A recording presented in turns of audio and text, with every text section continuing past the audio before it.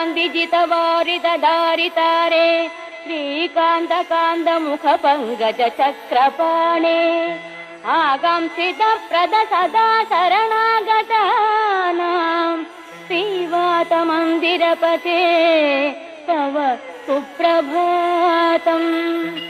श्रीराजमानसुमनो मकुटाग्ररत्ननीराजिताङ्घ्रियुग भक्तजनैकबन्धो नारायणाच्युत हरे भगवन्मुरारे श्रीवातमन्दिरपते तव सुप्रभातम्। भूलोकवासि जनपुण्यफलेन नृणामालोकनाय गुरुवायुपुरेऽभिरामे त्रैलोक्यनायक विभो त्वमिहाविरासिः श्रीवातमन्दिरपते